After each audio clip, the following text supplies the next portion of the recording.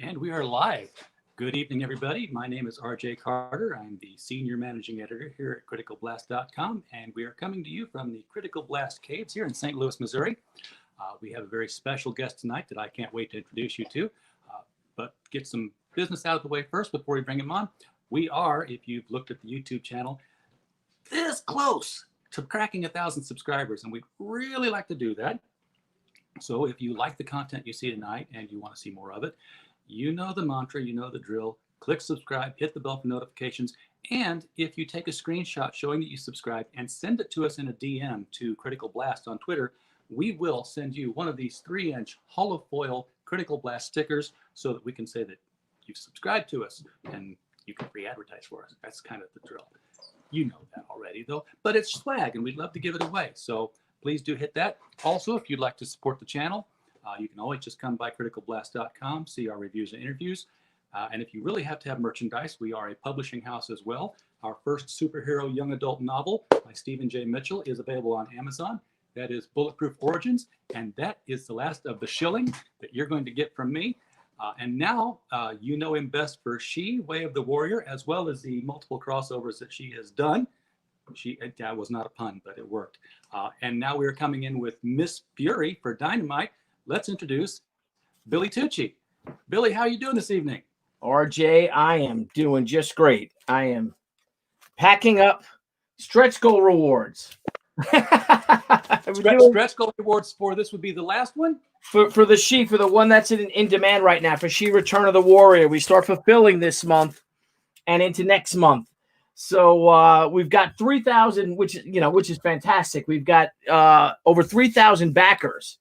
So a couple of my pals came down yesterday, actually Saturday morning early, and we've just been packing stretch goal rewards all weekend. I've been signing books. I signed about 2,500 comics, bagging and boarding, and packing up the levels. We have 9 trading cards, a sticker, a patch. 9 trading cards, a sticker, and a patch. And so I got to pack them up and put them in little baggies like this.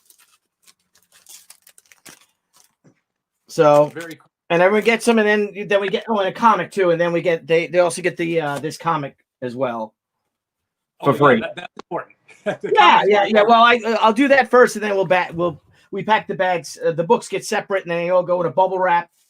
So it's basically we get the bubble wrap, and then we put the book in there, the bag, and board the book, and put it in. And if it's okay, I'd like to not stop because I got up early. I was drawing today. Wrote a little bit, then the standard the social media things that you have to do and the promotion and all, and sending updates out to everyone for the campaigns. It takes up so much time, and now I'm like, I got to get back to fulfilling. I got to start packing all these stretch goals so when the books actually start coming in, all the other books, we can have them all ready to go. All right, so that's the thing about crowdfunding your own book is that you are now the one-man publishing house. So you're working a lot harder now, I would guess, than you did when you were, just doing She. Oh, absolutely, yeah. Especially with She, when you have you go through the distributors and I published She for 10 years, and then of course I did, I was doing sketchbooks after that, a lot of art prints, books, things like that, novelization we did, but then you had a staff and everything, and I just really got burnt out of the whole thing, and I wanted to draw all these great comic characters that I loved growing up. And, I felt that some of the stories were getting a little stale. The character was kind of getting away from me. It really became like a business, and I'm all for business. But I was hiring a lot of other writers to write the character. And it just kind of, to me, it lost its luster. I wasn't happy with it. I said, let me take a break for a year or two. And that ended up being like 15 years. So now I'm back doing it, and here I am in our little fulfillment office, and you can see all the stuff here. And that's one of my buddies calling me in. I can't talk to him because I don't know if he's trying to call him because we're live. It would not be a private conversation. Yeah, it would not. So, so that's it because I announced I was going live, and he just called in. So it's a lot of work, but I love it. I got to tell you, RJ, I love it. I love self-publishing again. I love dealing directly with with the fans, with the buyers themselves. Don't get me wrong. I'm so appreciative of the retailers and the distributors, but there's just something about this like boutique style of publishing, if you will, and you're dealing directly with the fans. And we have like over 3,000 hardcore fans who have contributed to our campaign. So the least I can do is after work, after drawing all day and writing, is to come in here in this little office and start packing up stretch goal rewards. And I think I'll be here this week. Yeah. Let me ask you this. You were on break, obviously, and then here you are crowdfunding. What was your first exposure to this crowdfunding model for comics, and what stuck out to you that said, that's what I want to do? I think it was, I have a lot of friends that have been doing it. And I remember when Jimmy Palmiotti started it. Sorry, I got the window open because it's a beautiful night and somebody's riding by with a chopper down the road or something. I think the first time I was exposed to it, I know my friend Dave Ryan had done one of the very first, with his Red Anvil, did one of the very first crowdfunding comics. It was a Kickstarter. And then I remember Jimmy Palmiotti was doing it. And then, of course, Brian Pulido started doing it. And they were like, you can do this. You've been self-publishing. You've self-published, I don't know how many, 250 comics, 300 books we had done. But you get nervous, you doubt yourself to do it because it is so much work. And plus I was having fun, doing the mainstream books and all. And then it just hit me, and I was talking to EVS, and he did with the Cyber Frog when he launched that, and he's like, you can do this. And he was blowing up, and everyone starts blowing up with all their books. And I'm like, I really want to do this. I really want to do it. And we just made the leap, and we did it. We did it 2 years ago with a Chinese apparel company took one of my original pieces of artwork and started making hoodies out of it. And I contacted a lawyer, and really the only way that we could stop them, because in China they do whatever the hell they want, was to become an apparel company myself. So we created the American Crusade apparel because of my company Crusade and the military print that it was. It was a D-Day paratrooper. And that was our first experience with crowdfunding. And we had 240 backers, and we were able to raise money for Veterans Tickets of America. And I just got the bug, and I loved it. And we were able to pull it off. Made a lot of mistakes along the way. And then last year we did Zombie Sama, which was our first big book with my partner, John Brolia, my co-creator on Zombie Sama. And that was a 78-page book, maybe? 78-page graphic novel.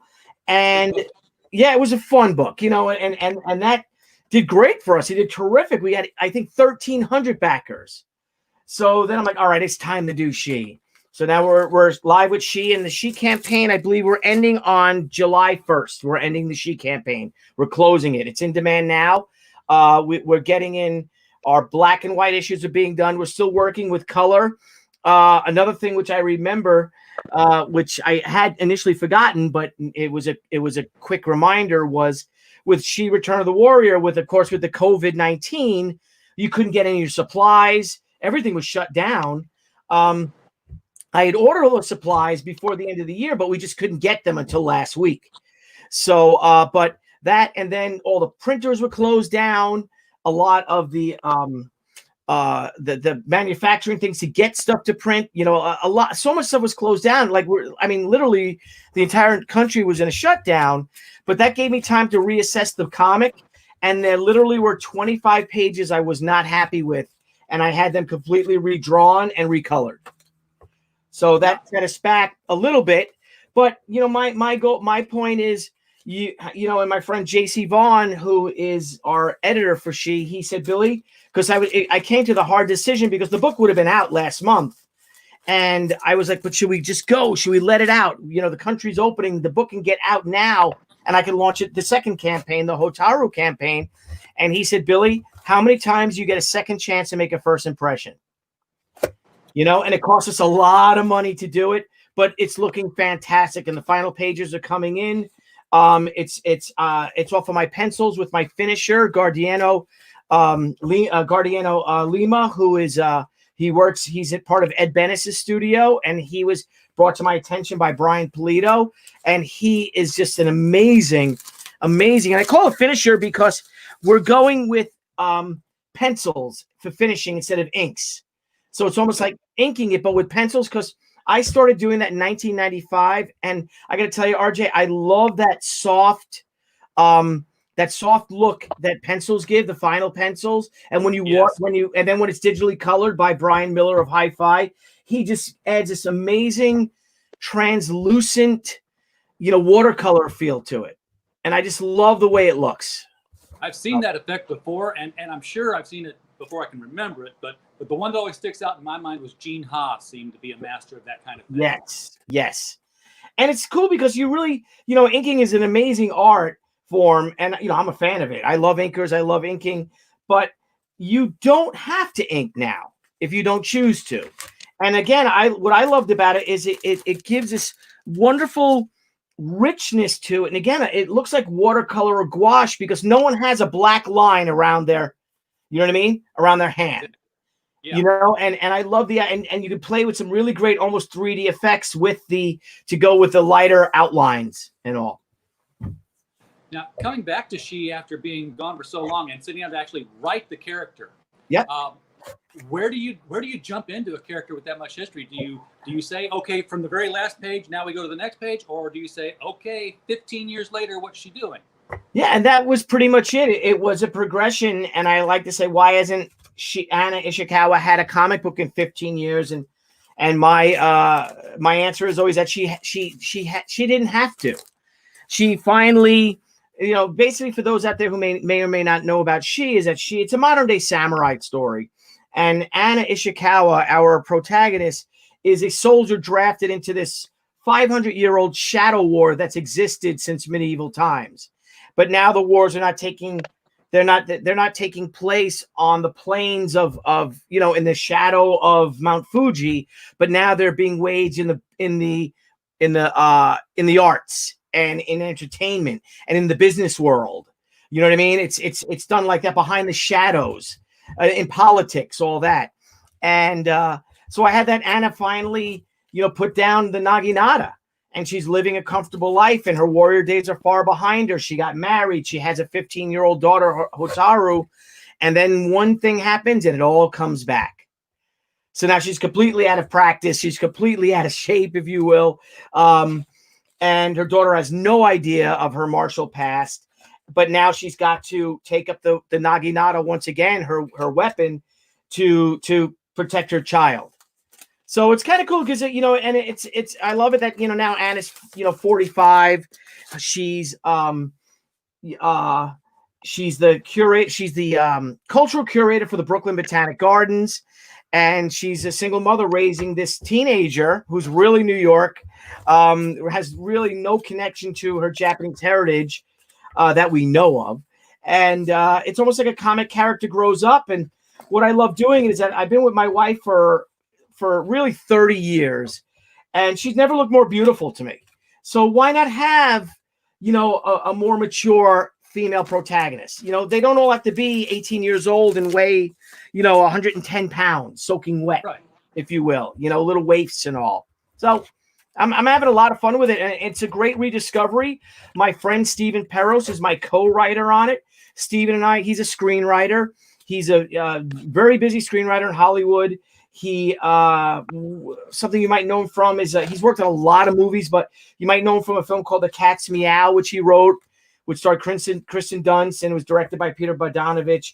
And he's been one of my best friends since 7th grade. And I'm just a huge fan of his. And I just had called him, I'd say about 8 months ago, just to pick his brain about where I wanted to go with the story. And he started running off at all these tangents. And I didn't realize what a big fan of he was too. And I'm like, oh my God, you want to write this with me? And he was like, yes, I'd be honored to write this with you. And he added a whole nother dimension too to the character, because he's coming in as someone fresh who's been a fan of She back in the day, but he doesn't have that connection like I do. So he has a nice approach to almost giving Anna and Yoshitora, her grandfather, who's still alive, he's 92, a voice because they haven't been around the industry for 15 years himself. So it has a nice, fresh perspective, and it's really I couldn't be more proud of the entire book and how it's coming along. It's always interesting and different when somebody who didn't create the character comes on and takes over a character and takes it in new directions. I see it from the opposite side because outside of Critical Blast, I'm the author on the Destroyer series starring Remo Williams. If you ever saw the Remo Williams Adventure Begins movie in 1985, Yeah. I've been blessed and honored to take over that franchise for the company for a little while. I don't own it; I just write for them. But I definitely get how you could see a character and say, "What if this happened?" And you've left this thing that you didn't really touch on. Let's expound on that some more. So I assume this are not the last of Anna's adventures in this novel here. You're going to continue them on with more crowdfunded efforts. Oh, absolutely. Yeah, we have She Hotaru, which is the second half of this story, which is Hotaru is her daughter, her 15-year-old daughter. And that we launched that, I think, July 27th. I believe that's the date we're going to launch it. And then, but the cool thing is like, again, with crowdfunding, you really learn a lot. We have our own show, the Pop XP, and our channel, and it started off as crowdfunding comics, but we've expanded, but we still have the crowdfunding comics, show once a week. And one of the best questions that we've asked people, the most that I've learned from, is what did you do wrong? Because you do learn a lot, sure. In the process of it, because it's a whole new thing. If you start it, you could be like Brian Pulido and just have such an amazing system down, bam, bam, bam. But what's cool about us now is that before we launch Hotaru, we're already gonna have a lot, hopefully all that book penciled, and already into the process of coloring and lettering and all that stuff before we even start the book. And by the time the campaign ends, the book's already done, and we could just ship that out. And then we have one more campaign in October. So the goal is to get that book out in October, our July book, which is the end of July. Get it out in October, and then launch the next book, which it's a crossover comic that is the sequel to one of the biggest comic books of 1995 that I had the honor of being involved in. But I can't give too much away because okay, well, I will start Googling and digging through my comics to see what crossover that I've got, because I've got my She Cyblades over here and my She Daredevil. I'm going to assume it's not She Daredevil if it's going crowdfunding. I don't want, you can assume that for sure safely. So it's been a wonderful ride, and I'm just so excited. And then we'll launch another campaign in February of 2021. We're already into 2022. So our next campaign is in February 2021, and that'll be the 25th anniversary of Shi Senryaku, which it was like the Destroy All Monsters of comic creators. I had everybody working on it, from Frazetta to Jim Lee to Amanda Connor, Mark Texera, Mark Silvestri. Alex Ross did a piece that was a little late, but that's going to be in the new book. Frank Frazetta did a cover for us. So it's really a dream project come true, and it's called the Writer and Artist Edition, because I didn't write that, but Gary Cohn, who created Blue Devil and Amethyst with Dan Mishkin, if you're familiar with them, Gary wrote it, and it is one of the most. It was our, we lost the Eisner that year, but that's okay. But that's a book that I'm incredibly proud of to be a part of, and I just can't wait to do this really oversized prestige format hardcover, where the first 36 pages or 40 pages are just Gary's text, because they're really short stories, and then the latter half, the last, I guess, 72 pages, will be the untouched virgin art of all the art from all these great, Adam Hughes, you name it, Cully Hamner. I mean, oh man, Joe Quesada, Jimmy Palmiotti. I can go on and on. It was a wonderful, wonderful experience. Now, you talked about having all the basically all the work done on the next She book before you even launched crowdfunding. Yeah. For somebody who doesn't have the provenance that you have, or you can say, hey, we're going to set it to this level, and we're going to get 7 times that amount. Not a problem. But for somebody who's coming into it the first time, that haven't crowdfunded a thing, how important is it for them to have invested all the risk in getting that much done ahead of time before launching? Well, see, there's 2 different ways about it. One, you can do it and just be honest, and just raise enough money. Raise enough money to do the digital version of it. just say you want to raise the money that you, because the most expensive part is actually the printing and the shipping of everything. But if you set your goal small enough to do a digital version of the book, an online comic, a web comic, if you will, because there are Eisner Award categories for digital comics and online comics. So you could set a very reasonable goal for someone, say, if you haven't been doing this for 25 years like myself, you know? So if they want to do that, maybe they want to raise $500 that they could pay, you know, if they're writing or drawing themselves, or if they could pay their artists to do it. And then once that is launching complete, they can have that funded. And then they already have a built-in audience of 100, 200 people or so that back them to get to that $2,000 goal, $3,000 goal. And then you could launch it again as now a printed edition. But awesome. you could, but also be honest with people and say, listen, this book is not coming out until it's going to take us 9 months to get this book out. And people will understand that we are raising this money to be able to follow our dream and to print, to publish a book that I've always wanted to do, and I can only do it with your help. And the book is slated for 60 days. And the book is slated for December 2020. And just be honest with people. And then once you get that funding, you get it, and then you can start working on it. You know what I mean? I'm sorry, sure. I think you know what I mean a lot. And I apologize. My wife she's like, that's all you keep saying is you know what I mean. They don't know what you mean. It's a character trait. Yeah.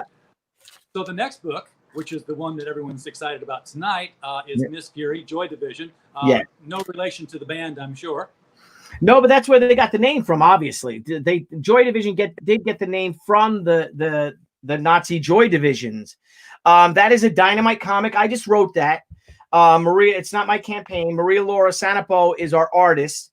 Ceci Dela Cruz is our colorist. And Mindy Lopkin is our designer / letterer. And we have a variant cover by myself, by Maria Laura, and by Asha Kishna, who's an amazing Dutch artist that my wife and I had met a few years ago in Holland at a comic convention.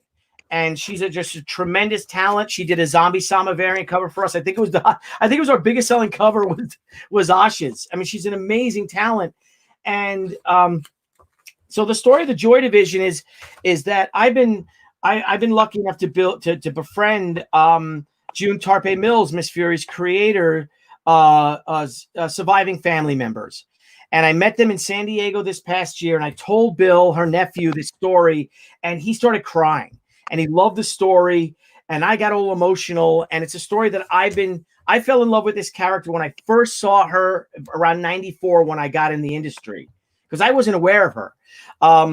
And I just love the potential of it. And June Tarpe Mills, and it's known, it's the signature name is Tarpe Mills, but her name is June Tarpe Mills. She was a young 20-something-year-old artist living in Brooklyn, New York, cartoonist.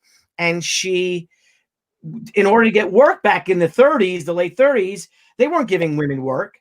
So she became Tarpe Mills, which is her middle name, which sounded more masculine, or sounded masculine, period. And no one knew that it was by a woman. And the cool thing is that Miss Fury is the first comic book character published by a woman. I'm sorry, the first published comic character created by a woman. And it debuted in April, I think it was April 6, 1941. A cool 6 months before Wonder Woman did. And and it ran from 1941 to 1951. And we are, through Dynamite, we are picking up the story in the summer of 1944, where Tarpe Mills actually took a break. I don't know if she took the summer off, but there's a cool gap from when Miss Fury leaves Brazil because she was fighting Nazis in Brazil, and then comes back to New York City. And our story opens up on 4th of July, 1944. And it's basically Miss Fury is charged with capturing and bringing to justice the commander of the Joy Division.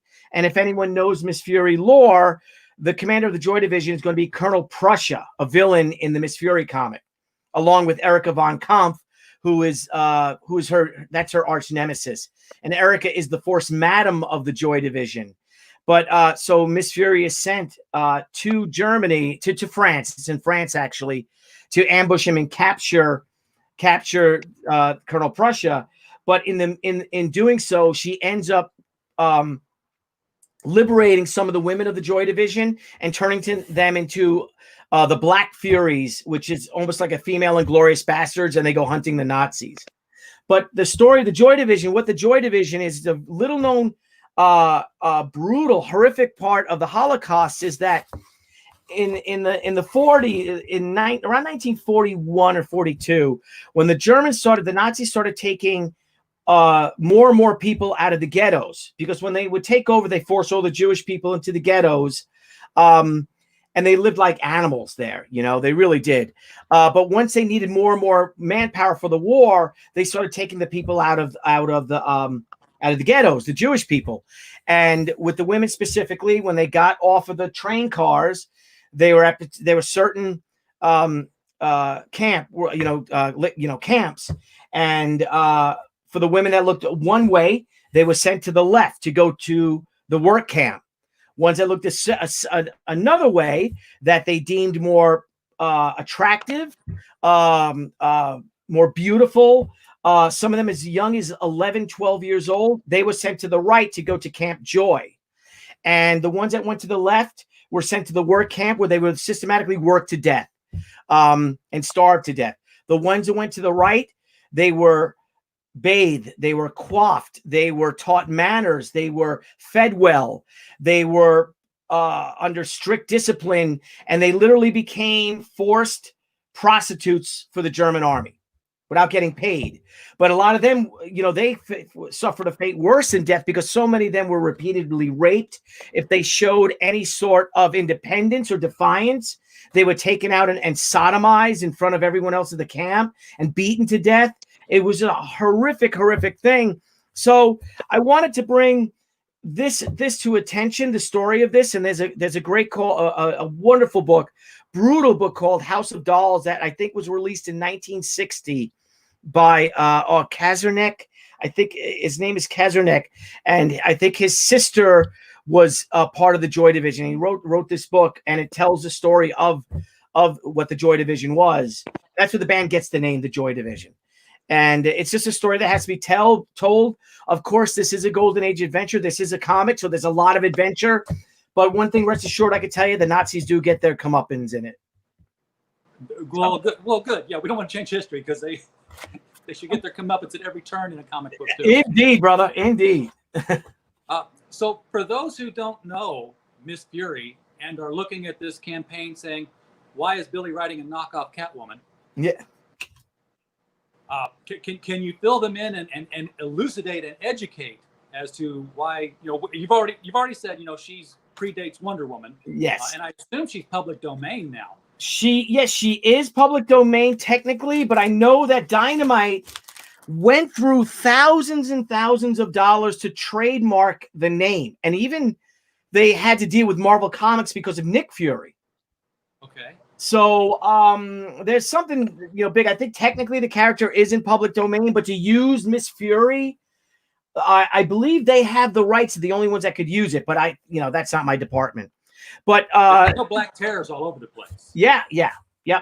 And but my goal here is to make it so good, and with the blessing of the Tarpe Mills family, that nobody else would want to try to do it. But then again, I don't know the whole legal aspects of it. Again, it's a Dynamite book, but I know that they do everything so, buy the book and to the book in order to get this published. And our book is a 100-page premium format graphic novel. We have a hardcover edition too. But yes, speaking of Catwoman debuted, I believe, in 1940, but she was only known as the Cat. Right. And I think RJ, and she wasn't known as Catwoman until 1947, when she had that beautiful Bill Finger design of the green and purple costume. I love that costume. And then it wasn't until later on where they literally just ripped off Miss Fury's complete costume. And if you look at from Batman, the second Batman animated series, where she was all black, I mean, she's literally Miss Fury. And the same thing, I mean, look at Michelle Pfeiffer's Catwoman in Batman Returns, and how many incarnations of Catwoman you see. It's literally Miss Fury. So, well, that's why I was wondering if she was public domain, because I couldn't understand why DC wouldn't want to do like a one shot of a Batman Miss Fury crossover with the mistaken identity happening in the comic and trying to work a plot line from there of some kind. Yeah, I don't know. It would be interesting to do, but that's above my pay grade to go with. Indeed. Altamista is in the chat and has asked, is this Miss Fury trade paperback the collection of the individual issues that Diamond canceled a couple of months ago? Yes, we canceled because there was a lot of scheduling problems with it. And I think a lot of that too was what they wanted to do, to get a copy, the name trademarked and all that.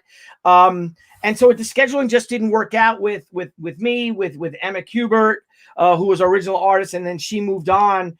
And then, but now after we met the Finn, June Mills's nephew and his family at San Diego, I saw Nikki at San Diego, Barucci, the president and publisher of Dynamite. I'm like, we have to do this book. We've got to do this book.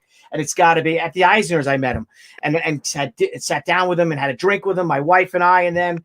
And I'm like, we have to do this, but it's got to be a premiere format book. We've got to honor June Tarpe Mills. We have to let people know who she is. And he was all for it. But RJ, as you know, that was August. When things things take a while to put together. They really do. Everyone's got scheduling and all. But I couldn't be happier with Maria Laura Sanapo, who is the artist. She is amazing. She's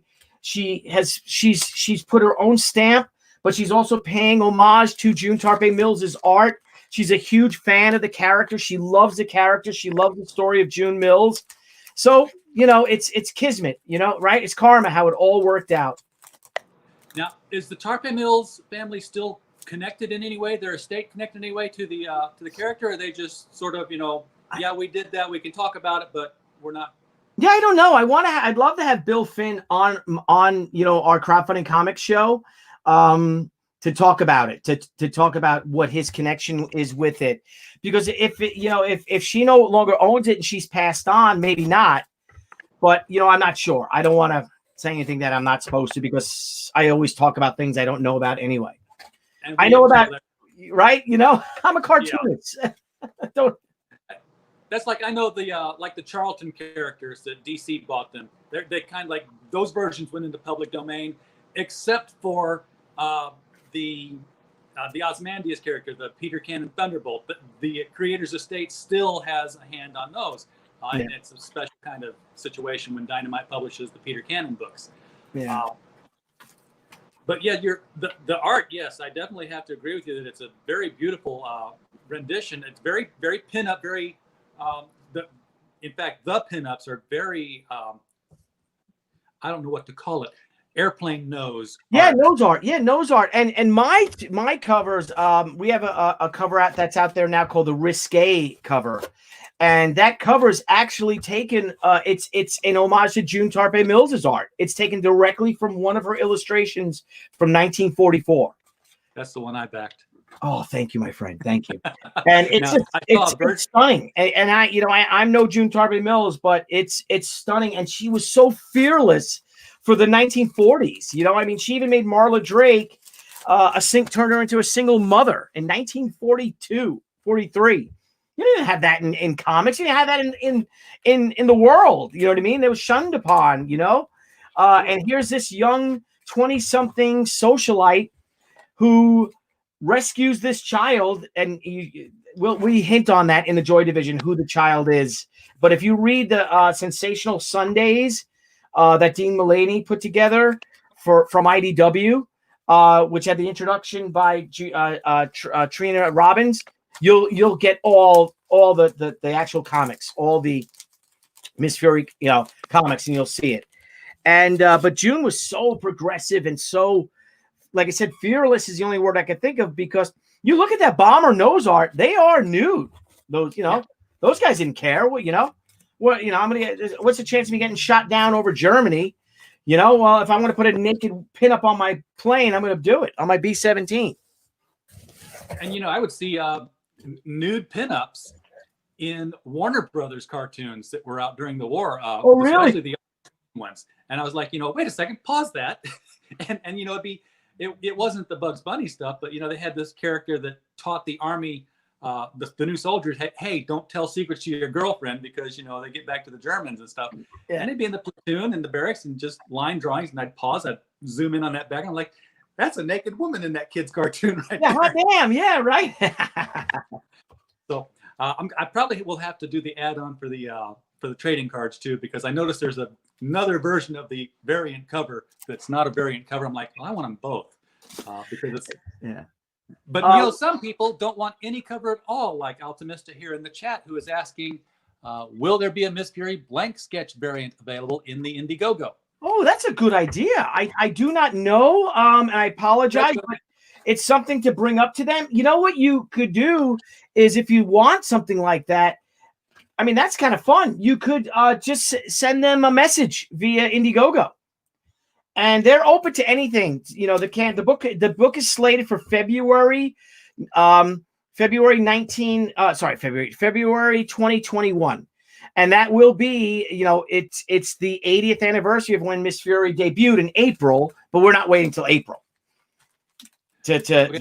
but we'll launch. Wait a minute. Say it again. Wait a minute. That next year's going to be the 80th anniversary of Miss Fury. Miss Fury. But And this month was the 80th anniversary of Catwoman. I thought she came first. No. Catwoman came out in 1940. Right? 40 or 39. Was last year the 20th anniversary? 80th or this year? It's this year. It's this month. Right. I just so Catwoman was not known as Catwoman. She was just known as the Cat.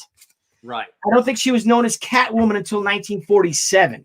So that's a little bit of a book. Yeah, there's a little bit of cheating there, Yeah, there's a little bit of poetic license, if you will. But we all love Selena Kyle.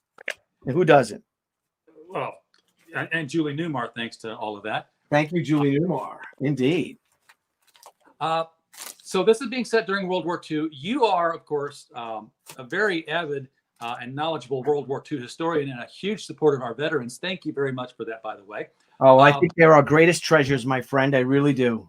What's your connection to that? What drives you in that direction? I don't know. I just feel, with all of our veterans, I was fortunate. I was in the Army myself. I was a paratrooper in the Army. I was in the National Guard too. And I just feel a true affinity to them.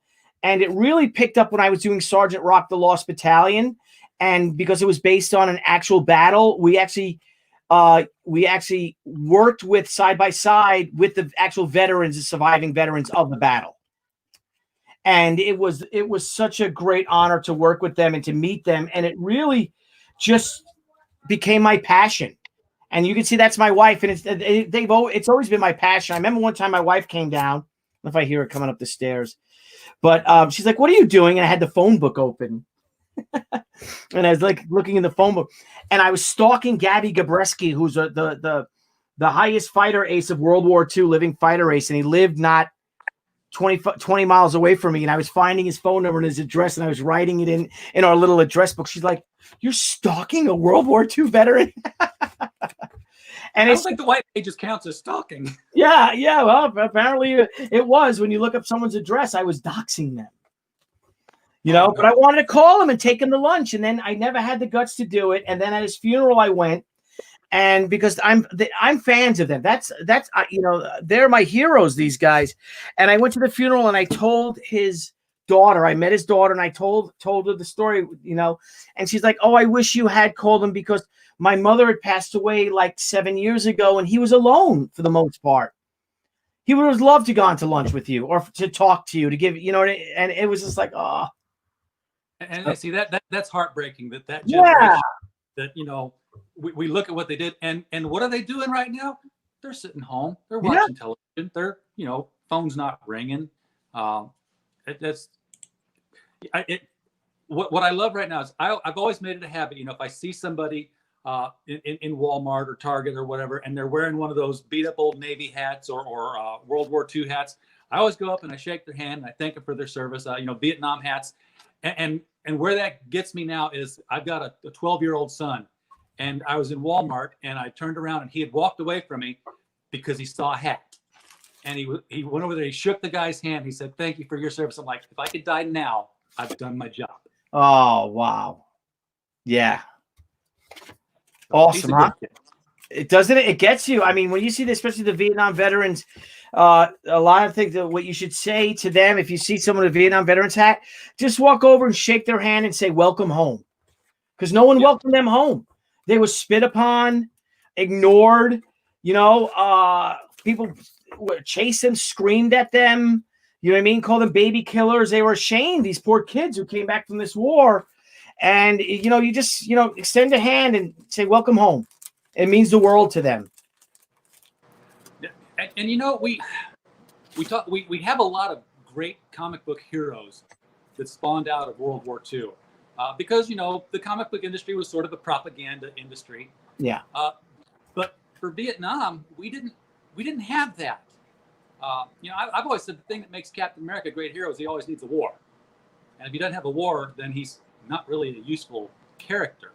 Well, that's interesting. I never thought of that. Yeah.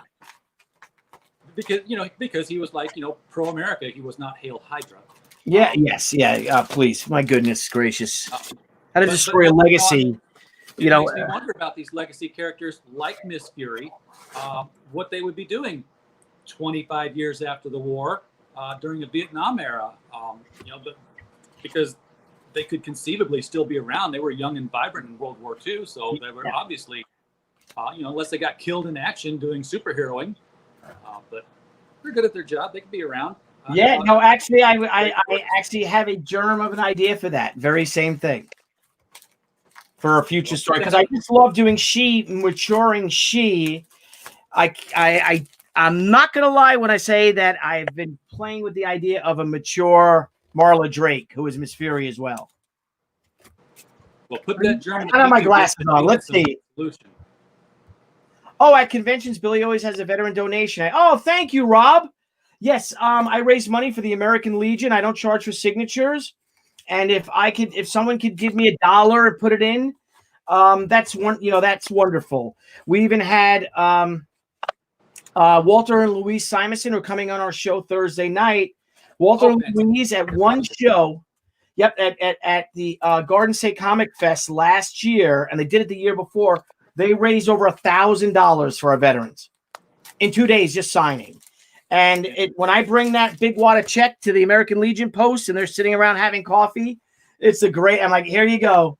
So they wrote a nice certificate for Walter and Louise, sent it to them with of course, a tax write-off form. And the same thing with George Perez. George Perez, here's his card right here. George Perez, we have for the She Return of the Warrior. The proceeds, George Perez donated his original art, and it sold for $2,750, and that went to the American Legion as well. You got George to come out of retirement. Yes, I think I might have the last George Perez cover because I don't think he wants to do it anymore. That's a feat of superheroics right there. Yeah. Well, I asked him, and he's like, "Of course, Billy." He said, "I'm like, well, what do you want for it?" And he goes, "I'll tell you what. You give it to your favorite charity, and you give me $1." So I owe George $1, but we got a certificate for George in the tax write-off form that I have to send him to.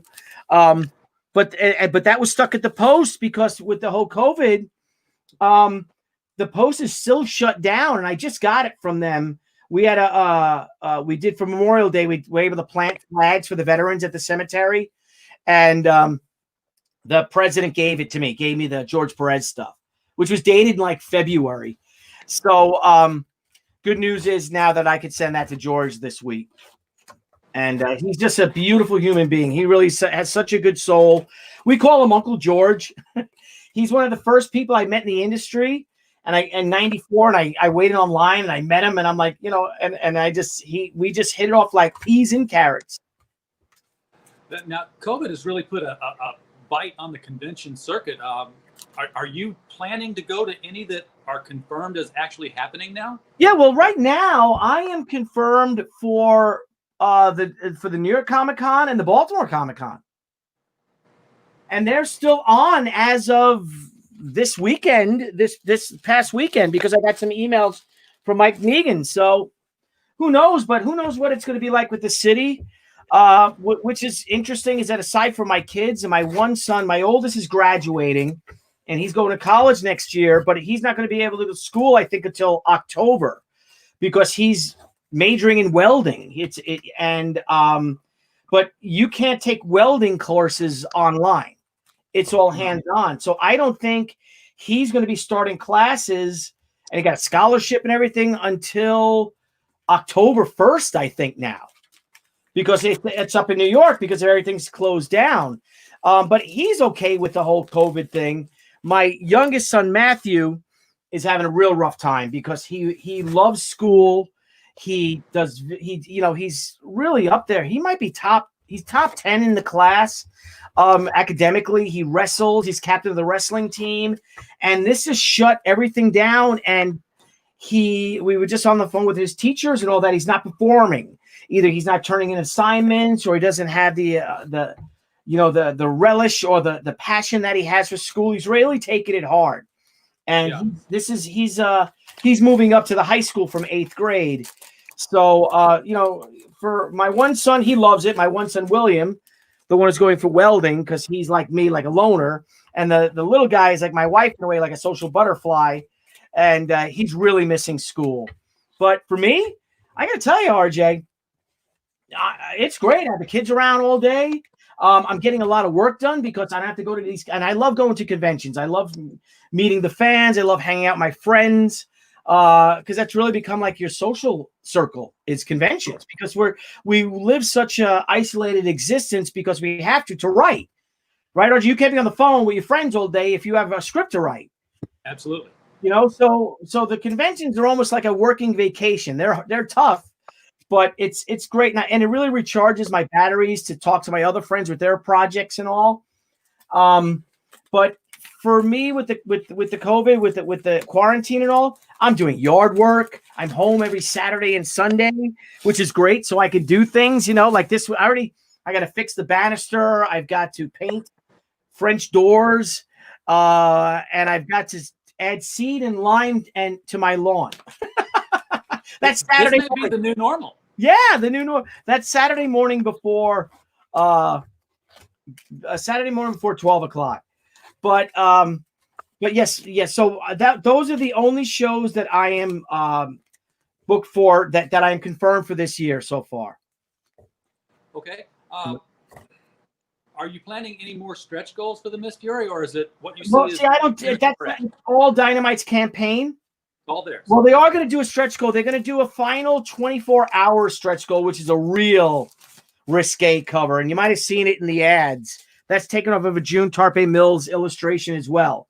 And that's our. So I did say I saw two risque pinups. Yes. Trading cards. Yes. That's why I was going to go back and get the trading cards, because the second one was way more risque than the first one. Yeah, the one that's way more risque is not a cover yet. That's the one that's going to be our final 48 hours before the campaign, and it's only be able to buy it for 48 hours. So I know they're doing that one. All right. James Sanchez asked if Albuquerque is the only con you've done this year. Yeah, no, I did. And my brother James, thank you, James, for coming in. James helped me out. Took me to all the. He's an Albuquerque native. I love that city. We got some real Albuquerque chili. None of that Phoenix stuff. None of that Arizona chili. That's a private joke between Arizonans. But I did that show, and then Debbie and my wife and I did a show, the Miami Con, the following month in February with Jimmy Palmiotti and Amanda Connor, and that was our last show. Everything else was canceled. We need a redo of 2020. Just turn your calendars back to January. Oh my God, yeah. It's so much. Everything's going wrong. Everything. But you know what? Hopefully the summer things will turn around. Going into the fourth quarter, the third and fourth quarter. Look, the economy's rebounding. Yeah. 2.5 million jobs created. I was watching the news and they were talking that our unemployment was going to be 25%, more than it was at the height of the Great Depression, and down to 13.5%. Incredible. The engine, the engine of the American, spirit and ingenuity and industry is running again. I love it. And you are running it through crowdfunding, sir. And I'm a bunch of people.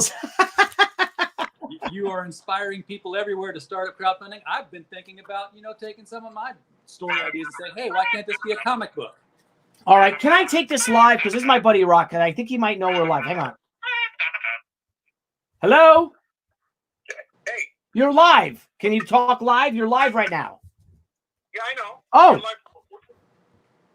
what's up? Live. What's up, buddy? Oh, I just want to let you know, just to put the final capper on the weekend. Oh, hang on. You're live on YouTube. Can I call you right back? Sure. Oh, okay. Well, that doesn't sound good. So He didn't know he was live. yeah, he didn't know we were live. So okay, I'll call him. But something he's like, and the final capper for the weekend because we had such a just a crappy weekend personally, terrible weekend personally here. So I got to call him back when we're off, and we'll find out. So I apologize, RJ. I will let you get right to that. We're just going to impress upon people to go hit that link for Miss Fury Joy Division to the Indiegogo. It is the first thing you're going to see in our description. We've already got one person in the chat has said that they have gone out there and hit it up. So thank you. I've accomplished my mission. I got you one. Thank you, my as friend. Small as we are. Thank you, brother. I appreciate that. So again, we're trying to break 1,000. Yeah, I'll share tomorrow too, and we'll talk about it on the Pop XP and everything. And come on, guys, share this please for Critical Blast. Let's get up to the 1K, and then let's keep moving ever upward. This is the second live stream I've done since I invested into the StreamYard thing. I mean, I've done them for almost a year now, but I'm like, okay, here's the money. So this is the second one we've done that we've co-streamed to YouTube and to Facebook Live at the same time. So we're in both places right now. Excellent. Oh, we should have streamed. Subscribers, you'll get your sticker if you let us know. Yeah, you want to let everybody know that again? Because that was when you opened up about the sticker. Absolutely. If you subscribe and you send us a screenshot showing you subscribe, send that in a DM to us at Twitter at Critical Blast. We will send you one of these shiny holofoil stickers here, 3 inches wide with the Critical Blast logo and the starburst behind it. Just as a thank you, no postage necessary. We throw it in an envelope, stamp on it. We're happy to do that in exchange for you coming by and, watching us have fun, shoot the bull about comics and creating them and reading them and loving them. Billy, it's been a pleasure. Thank you so much for taking the time to sit here and chat with us tonight. We do appreciate it. We wish you the best of luck with this campaign. Obviously, it's already funded, so let's hit the stratosphere with it, and we will be back for pretty much everything else you crowdfund, I'm sure. Thank you, RJ. If you ever want to have me on, please, I so appreciate it. Thank you so much for your support and being interested in me coming on. Thank you so much. I really, really appreciate it. And thank you all for coming on too, and for supporting She and Miss Fury. And we've got a lot coming out. And if there's anything you ever want to talk about, and I'm here, I'm working, I'm free, I'll come on with you. Fantastic. Thank you very much. I'll take you up on that. You got it, brother. Good night. Good night. Thanks, everybody.